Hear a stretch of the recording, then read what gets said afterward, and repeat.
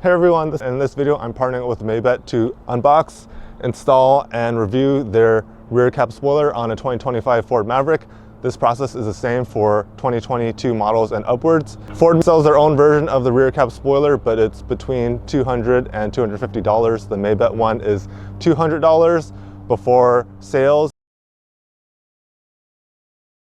But for that cost savings, is this an inferior product or does it hold up? Stay tuned to find out. This is the box that it came in, so you guys have a reference of the box dimensions. I already cut the tape, and inside we have the installation manual. There's a piece of foam. There's an adhesion promoter. There's another adhesion promoter. And then the spoiler itself, that's secured by plastic and foam to prevent it from getting damaged. That was everything inside the box. Looking closer, this is the spoiler itself. This is the top. This is the back, the side, and the bottom. On the bottom, it looks like there's double-sided tape.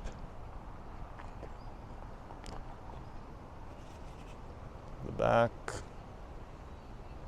side, and top. And it's made of plastic. Here's the instructions. It comes with the spoiler, foam padding, 2 adhesion promoters. First step is to align the spoiler to clean the surface. Apply this foam strip to the center, peel off the rest of the double-sided tape, align the spoiler and attach it, and then press firmly into place. Do not wash the car for 48 hours after installation. We're gonna test fit the spoiler, making sure everything lines up. I've already cleaned the car and wiped it down with a microfiber cloth. The next step is to apply the adhesion promoter. Just gonna wipe down the entire surface with it.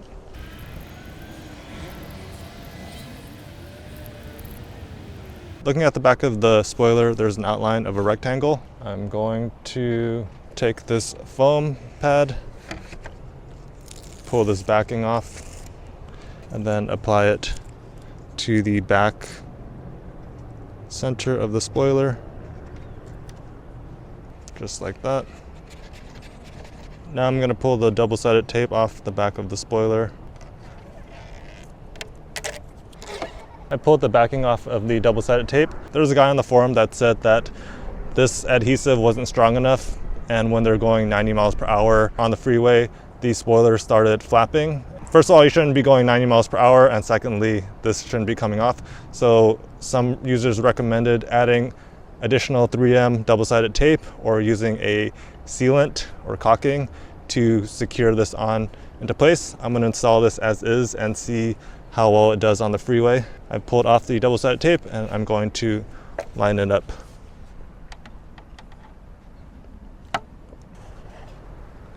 Making sure that it's aligned on both ends.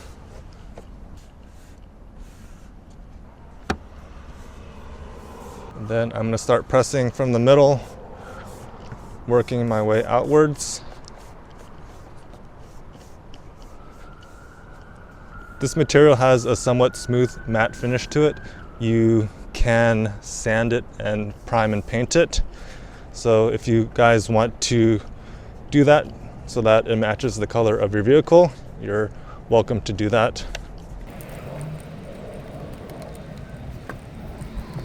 And that's it. The spoiler is installed. I'll show you some close-up footage of the install. This is the foam piece that we installed. It's pushing against the third brake light.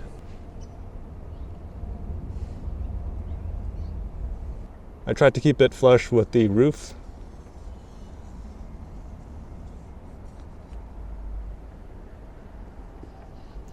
Here's the other side. Here's the corner. And then the roof.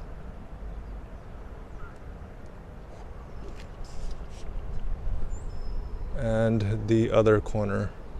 Moving on to the review, what I like most about this product is that it makes the truck look more aggressive. I don't think it provides any functional benefit like downforce or increased MPG. It just looks nice in my opinion. The build quality also seems very good. It's a hard plastic.